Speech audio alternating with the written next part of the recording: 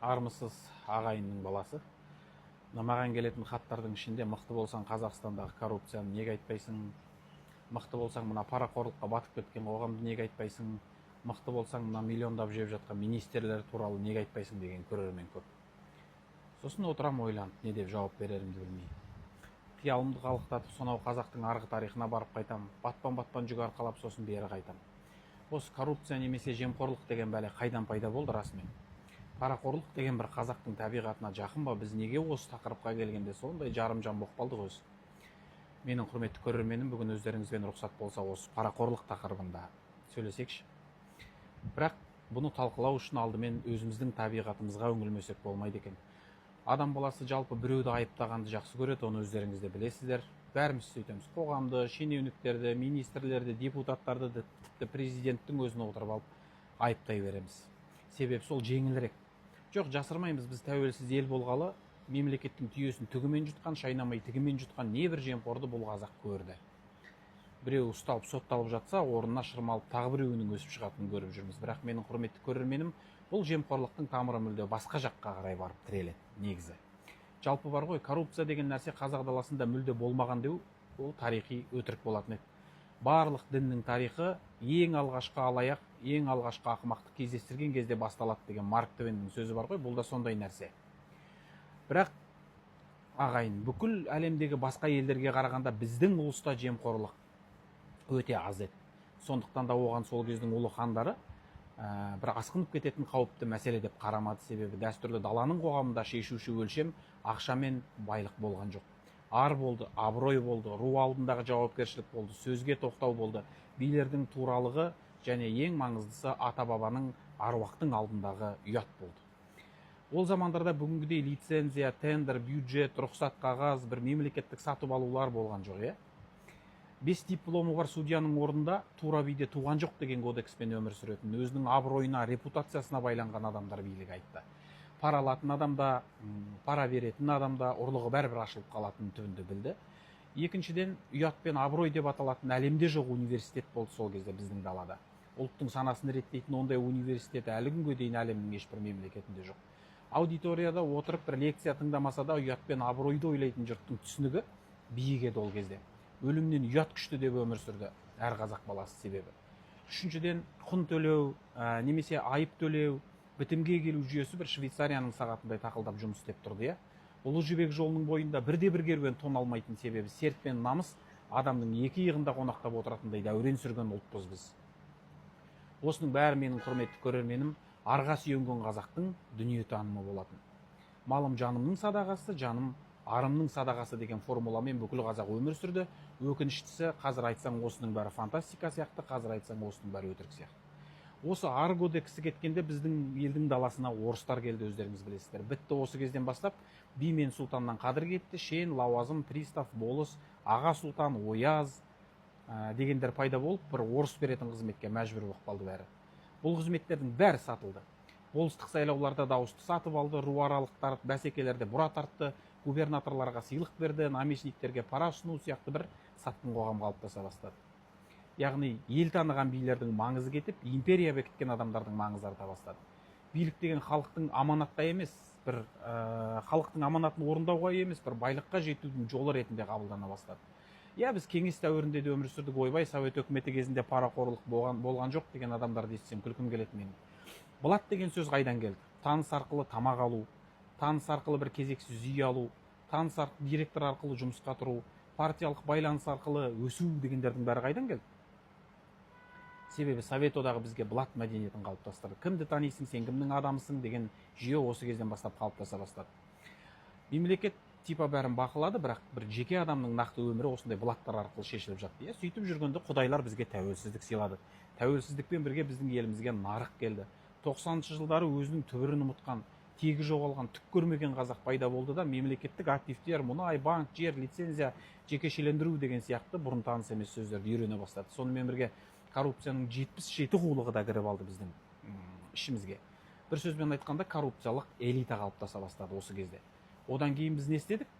Соған етіміз үйрене бастадық. Себебі көп адамның санасында мынадай бір формула қалыптасты.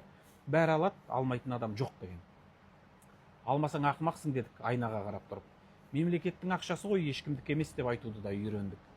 Таныссыз ештеңе бітпейді деген сөзді де алдыға шығарып алдық. Осының бәрін бір балам үшін істеп жатырмын деген бір ұятсыз сөз айтуды да үйрендік. Мен ғана алып жатқан жоқпын ғой, бәрі алып жатыр деген бір жарымжан философияны сіңірдік бәріміз. Соңында не болды? Бүкіл қазақ аманат деген сөзді ұмытты. Жасырын шешімдер, бір жабық кездесулер, тендерлар, түсініксіз байлықтар пайда бола бастады. Тарихта негізі қызықты мысал жетеді ағайын. Рим империясын алып қарайықшы, неге құлады ол мемлекет? Барбарлар құлатты десеңіздер қателесесіздер. Коррупция құлатты ол мемлекетті. Мемлекеттік қызмет сатылды, салық жинаушылар халықты тонады, провинциядағы губернаторлар өзінің қалтасын толтырды, соңында император сарайында интрига көбейді де мемлекет құлады. Кім император болса да бәрібір, ең бастысы жеп қалсам болды деген бір философиялық түсінік қалыптасты. Одан кейінгі мысал, Осман империясының түбіне не жетті? Сіздер Сұлтан Сүлейменнің сериалындағы махаббатты ғана көресіздер, ал мемлекеттің түбіне тағы да коррупция жетті. Соның кесірінен экономикасы әлсіреді, әскері нашарлады, соңында провинциялардың бәрі бөлініп кетті.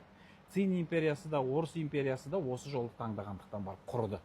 Енді менің құрметті көрерменім, тікелей сіздің сұрағыңызға өтейік. Қалай жоямыз ал коррупцияны? Сіздер айтыңыздаршы осыны. Қытайдағыдай бармағын шауып баспасына өлім жазасына кессек, мына азғантай қазақ бітіп қалмай ма? Қалай ойлайсыздар? Оның шешімі біреу мен үшін. Әр қазақ мына мемлекет менің ұрпағымдікі, олар осы жерде менен кейін де 1000 жыл жасайды деп ойлануы тиіс деп ойлаймын өз басым. Мына қазіргі Қазақстандағы билік партиясының аты неге аманат? Себебі сол бабалардың уағындағы ар кодексін, аманат ұғымын қайтарып алуға дәмеміз бар біздің. Сондықтан мектепке антикоррупция немесе бір аманат деген сияқты пәнін енгізіп, әр балаға әділет, аманат, ар туралы түсініктер түсіндірілуі керек деп ойлаймын өз басым, әлі кеш болмай тұрғанда. Егер коррупция болмаса, Қазақстанда бірдеңке өзгеріп кете ме дейтіндер де бар. Не өзгереді?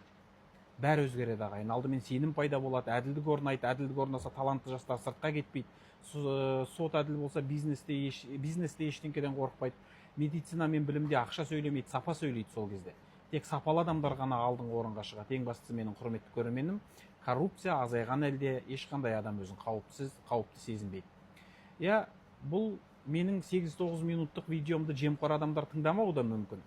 Себебі осыны тыңдап шығудың өзіне адамға ар керек. Жол полициясы тоқтатты ма, құжатың дұрыс емес па, онда пара берме, штраф жаздыртып ал. Жүргізуші куәлігін емтихансыз алғың келе ме, пара берме, қайтадан тапсыр. Бір жұмысқа орналасарда біреу ақша сұрады ма, келіспе. Мүмкін жұмыстан айырыларсың, бірақ арыңнан айырылмайсың. Балабақшаға кіру үшін бір танысыз дедің бе, өзіңнің кезегіңді күт. Өйткені сен біреудің баласының орнын тартып алып тұрсың. Университетте емтихан тапсыра алмай қалдың ба, ақша берме. Қайтадан дайындал.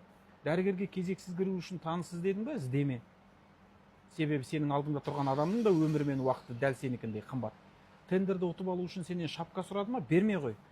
Бір рет ұтыларсың, бірақ ертең өзіңнің балаңа адал еңбектің не екенін кеудеңді керіп тұрып үйрете аласың.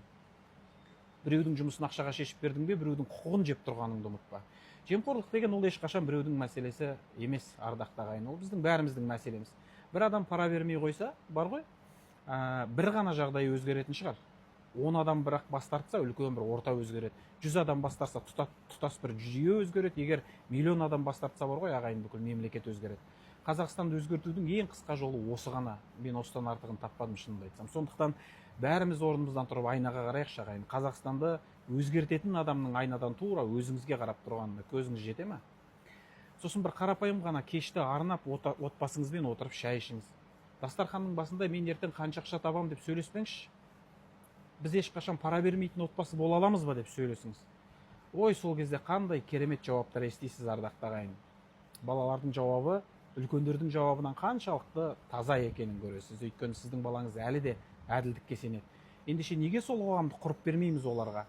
Асқынып тұрған рас бұл кеселдің. Қазіргі кейбіреу асап пара жейтін шығар. Оның бірінші ұрпағы шалқып өмір сүретін шығар соның арқасында. Бірақ одан кейінгі ұрпағының текті боларына менің күмәнім бар. Кісі ақысын жеген түбінде ұрпағымен оңбай кететін тарих талай рет дәлелдеген. Ал коррупция деген мемлекетті бір күнде өлтірмейді, ақырындап оның жанын жейді. Біздің мемлекет күресіп жатыр, бірақ өте аз күресіп жатыр деп есептеймін мен. Негізі осының бәрін ақылсынып айтқым да келмейді, бірақ айтпасаң тағы болмайды. Себебі мен өз баламның бір күні Қазақстан қашан өзгереді әке деп сұрағанын естігім келмейді. Сіз қалай ойлайсыз, менің құрметті көрерменім? Бәріміз аман болайық және саяси сауатты болайық.